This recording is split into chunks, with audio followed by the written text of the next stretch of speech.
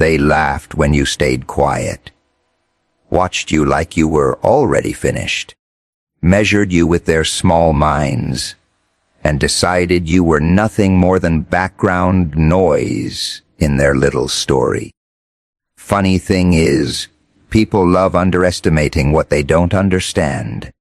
See, while they were busy talking, clapping for themselves, gasping for air, trying to keep up with a world they barely control, you were learning how it all works. Every insult, every doubt, every moment they thought you were breaking. You were building something they couldn't see. They thought this was a game they already won. Thought you'd fold like everyone else they stepped on, but they never stopped to ask the one question that actually matters. What happens when the person they tried to bury becomes the mind they can't outplay anymore? They looked at you and made a decision in seconds. Not based on truth, not based on depth, but on what was easy for them to understand. That's how most people survive. They simplify everything. They put labels on you, reduce you, shrink you down until you fit inside their comfort zone. And the moment they do that, the moment they convince themselves they've figured you out, they stop paying attention. That's where it begins. Being underestimated isn't an insult. It's a blindfold they willingly put over their own eyes. While they're busy dismissing you, they stop preparing for you. They stop questioning you. They stop imagining that you could ever be a threat. And that gives you something rare: space. Space to observe, to learn, to adapt without pressure. No expectations, no spotlight, no one watching closely enough to notice what you're becoming. People who are seen as strong are constantly tested. Every move they make is watched, challenged, analyzed. But you move in silence. You make mistakes without consequences. You grow without resistance. You evolve right in front of them. And they don't even notice it happening, because in their minds, you're still the same person they already judged. That's the advantage. Underestimation strips away the weight of proving yourself. You don't have to perform for anyone. You don't have to convince them of your worth. In fact, the more they doubt you, the better it gets. Their doubt becomes a shield, protecting your progress from interference. While they're investing energy in people they consider worthy, you're investing energy in becoming something they'll never be able to predict. And prediction is everything. People feel safe when they think they understand the pattern, when they believe they know how you think, how you react, how far you can go. But when you break that pattern, when you step outside of the version of you they created in their heads, you don't just surprise them, you destabilize them. Because now they're forced to confront something they ignored, something they misjudged. That moment hits harder than any display of power, because it's not just about proving them wrong, it's about making them question their own perception. If they were wrong about you, what else are they wrong about? That doubt creeps in slowly at first, then all at once, and suddenly, the person they dismissed becomes the one they can't confidently read anymore. There's something unsettling about that. You don't need to be louder, stronger, or more aggressive.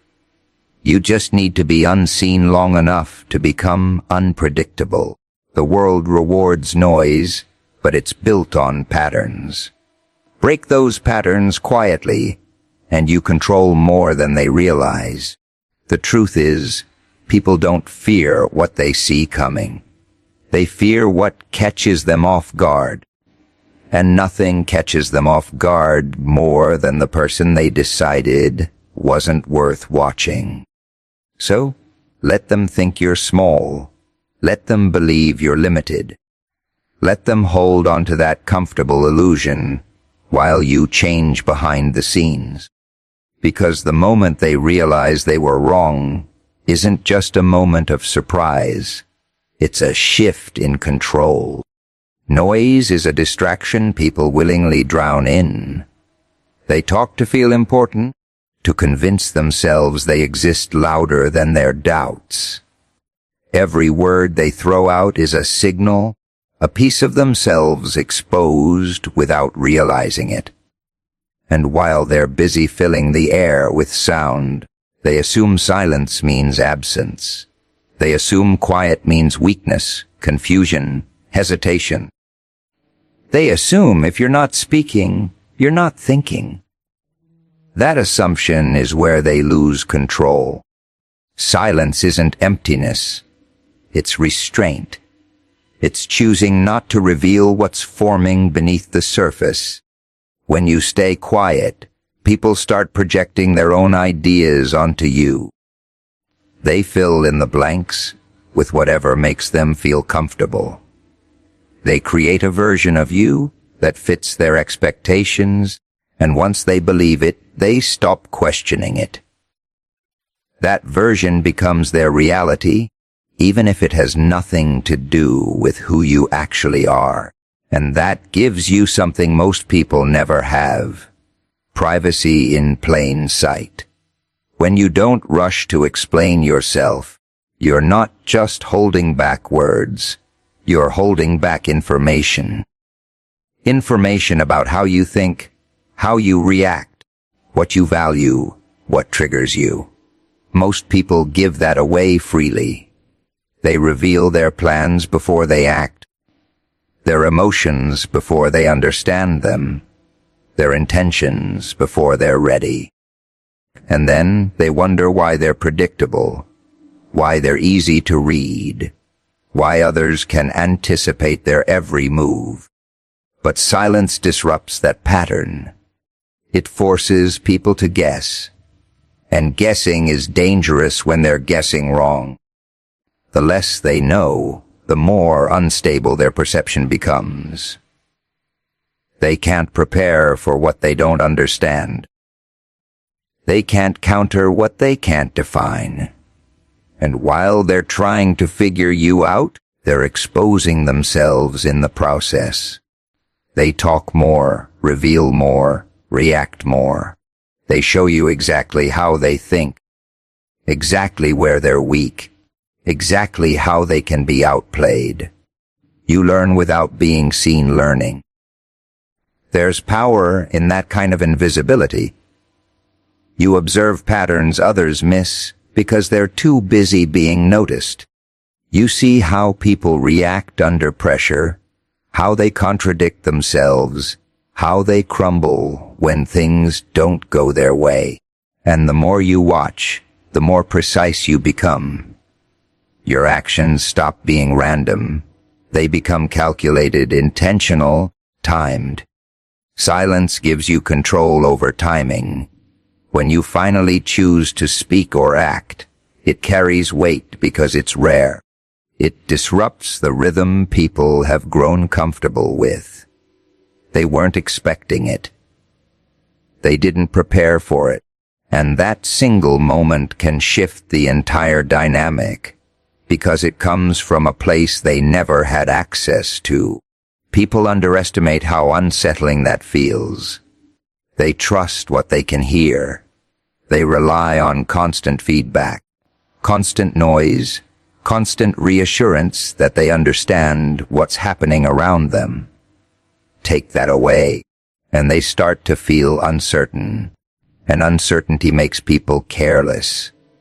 They overcompensate, they overreact, they expose more than they should just to regain a sense of control. All while you remain still, collecting everything they give away. Silence isn't about hiding because you're afraid. It's about choosing when to be seen, when to be heard, and when to let others reveal themselves without interruption. It's knowing that power doesn't come from constant expression, but from controlled release. Because the one who speaks less often decides when the moment matters, and the one who controls the moment controls far more than anyone realizes. Pain has a way of exposing what you really are. Not the version you show the world, not the version people clap for, but the one that exists when everything comfortable is stripped away. Most people run from that moment. They avoid it, numb it, bury it under distractions, because it forces them to face something they don't want to admit. That they're not as strong as they pretend to be. But pain doesn't disappear just because you ignore it.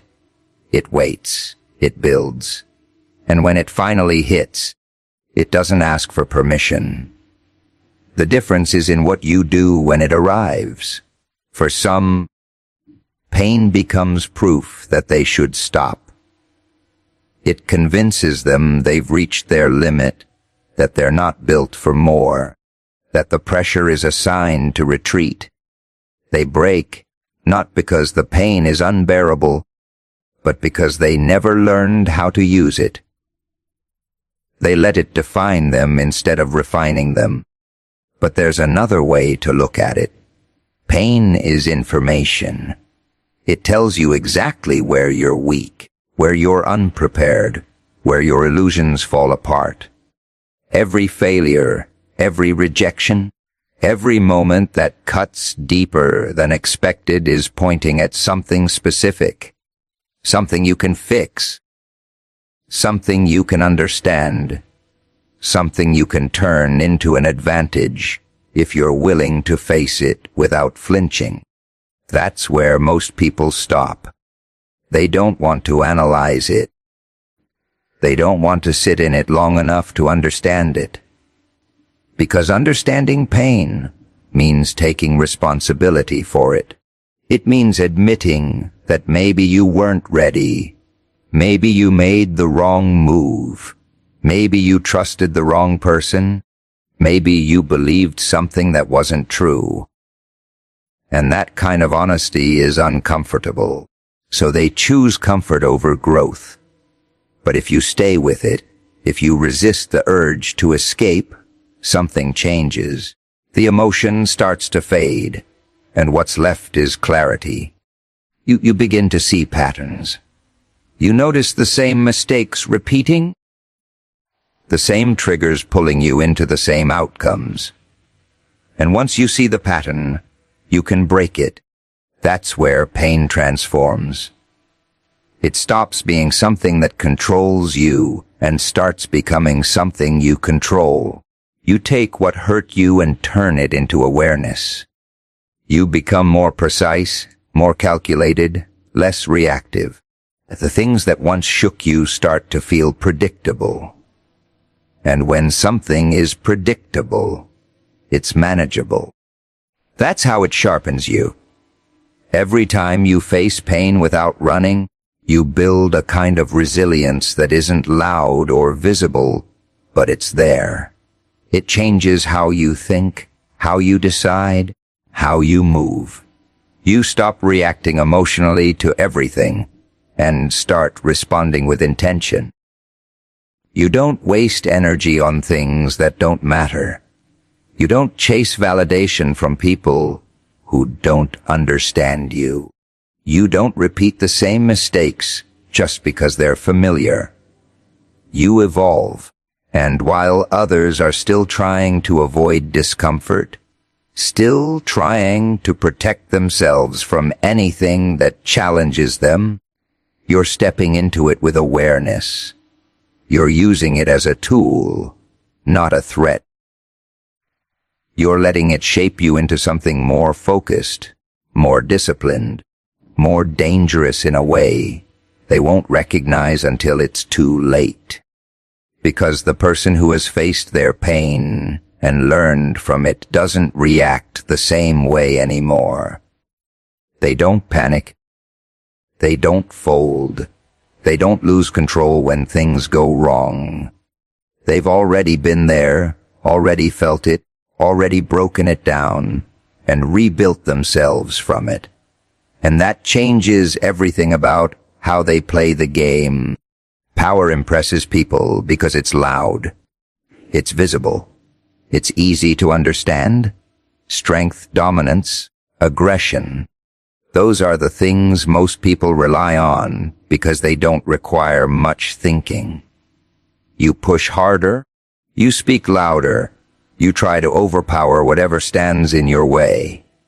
And sometimes it works, at least for a while. It gives the illusion of control. But force has limits. There's always someone stronger, louder, more aggressive. If your entire strategy is built on overpowering, then all it takes is someone with more intensity to break you. And when that happens, you have nothing left to fall back on. No adaptability, no awareness, no control over the situation beyond raw effort. That's where most people fail. They confuse effort with intelligence. They believe if they just try harder, push more, dominate more, they'll win. But the truth is, effort without direction is just noise. It burns energy without creating real advantage. It makes you predictable. Because when someone knows your only move is to push harder, they know exactly how to handle you. They step aside. They let you exhaust yourself. They let you reveal everything. Outsmarting works differently. It's quiet, subtle, almost invisible until it's already done. It doesn't rely on force. It relies on understanding. Understanding people, patterns, timing. It's knowing when not to act just as much as knowing when to move. It's recognizing that every situation has leverage points, and you don't need to control everything. You just need to control the right thing at the right moment. That requires patience. Most people don't have it. They rush. They react. They let emotions dictate their decisions because it feels natural. It feels immediate. But immediate reactions are easy to predict. If you know someone will always respond with anger, or fear, or desperation, then you can guide them exactly where you want them to go.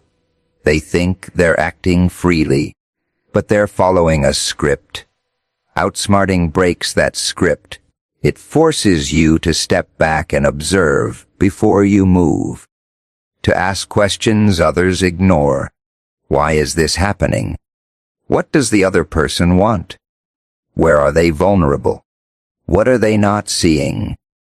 And once you understand those things, you don't need to overpower them. You just need to shift the situation slightly, apply pressure in the right place, and let the outcome unfold.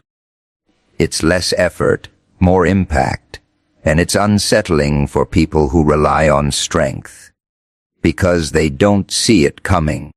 They're prepared for resistance, for confrontation, for a fight they can engage in. But they're not prepared for something they can't directly challenge. They're not prepared for someone who doesn't play by the obvious rules.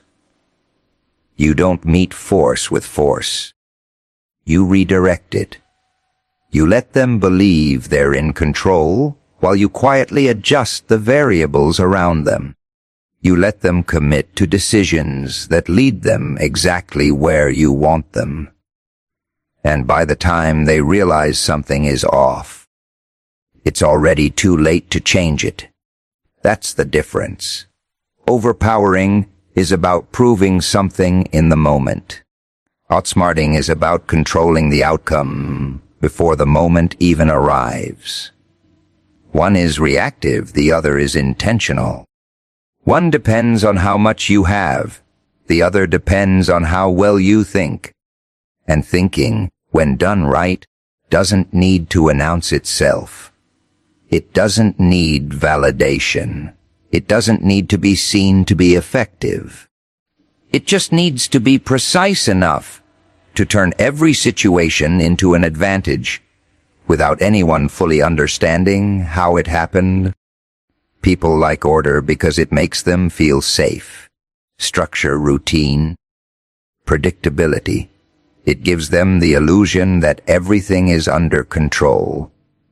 They build their lives around patterns, repeating the same behaviors, trusting the same systems, believing that as long as nothing changes too much, nothing can go wrong.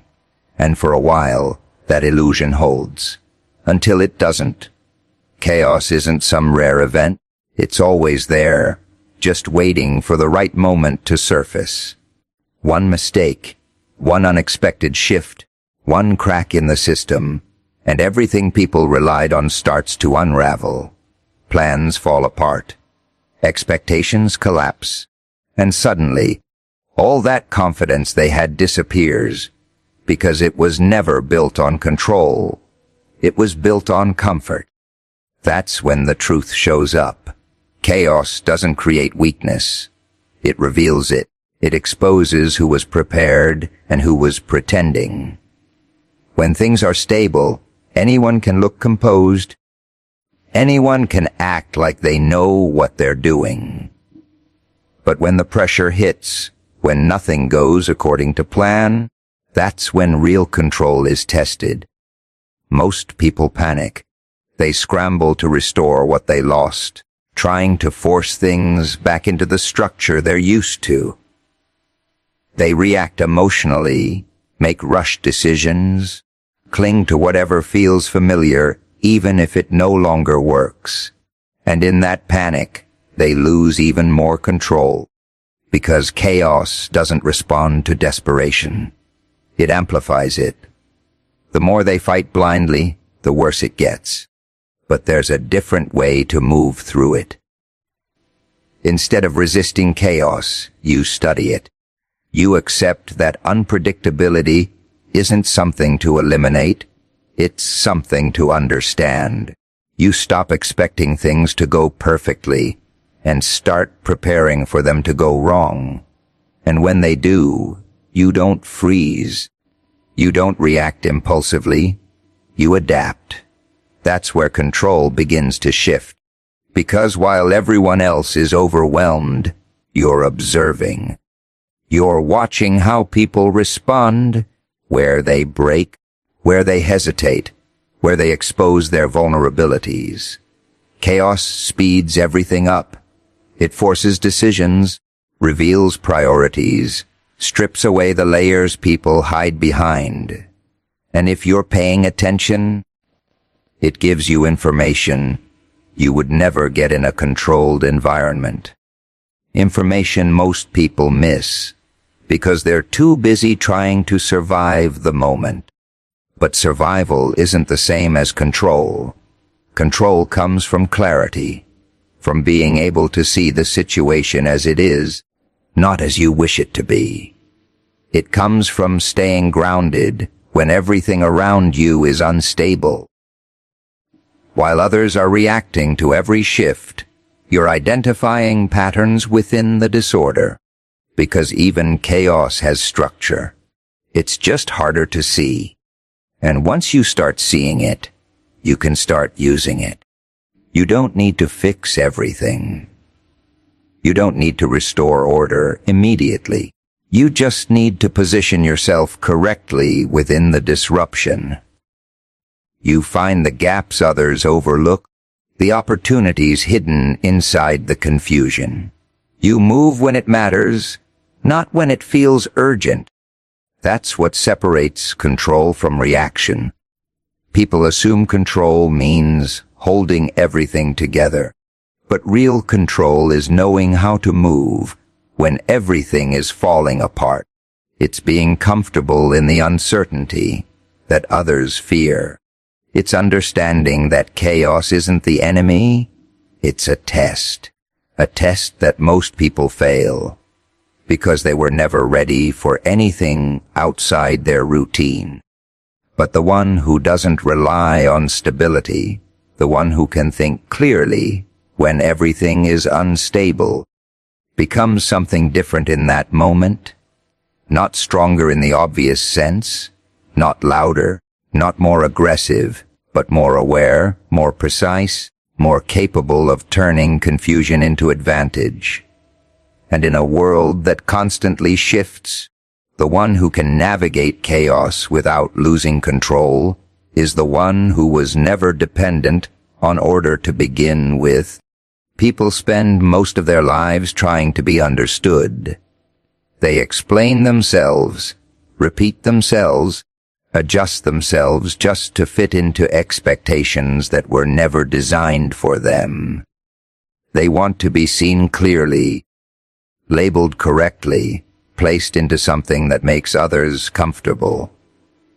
And the moment that happens, the moment people think they understand you, they stop questioning you. That's when you become predictable. Predictability is easy to manage, easy to control. If someone knows how you think, how you react, what you value, they can anticipate your moves before you even make them. They don't need to be smarter than you. They just need to know you well enough to stay one step ahead. And most people give that advantage away without realizing it. They show everything too early, too openly, too consistently. They become patterns. But patterns can be studied, broken, outplayed.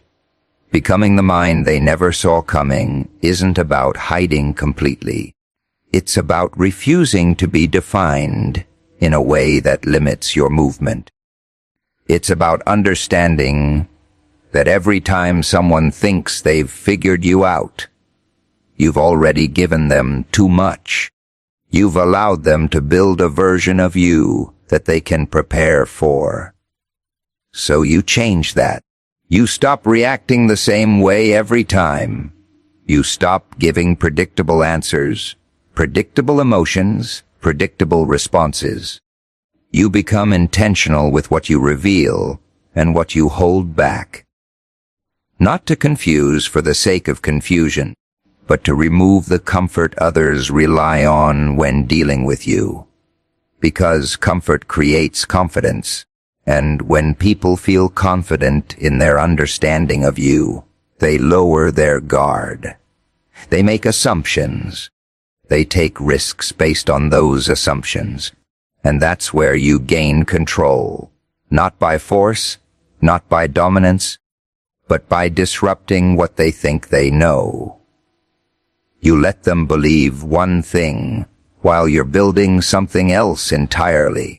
It requires awareness. You have to understand yourself first, your habits, your tendencies, your natural reactions. Because if you don't see your own patterns, you can't break them. You can't evolve past them. You'll keep repeating the same behaviors, and others will keep using those behaviors against you. So you observe yourself the same way you observe others. You question your impulses. You pause before reacting. You choose responses instead of defaulting to them. And over time, that creates distance between who you were and who you are becoming. That distance is where unpredictability is built. Not random, not chaotic, controlled. People often mistake unpredictability for recklessness, but recklessness is just another pattern, just another form of being easy to read. True unpredictability is calculated. It has direction, even if others can't see it. It's about making decisions that don't fit into the expectations placed on you. Decisions that force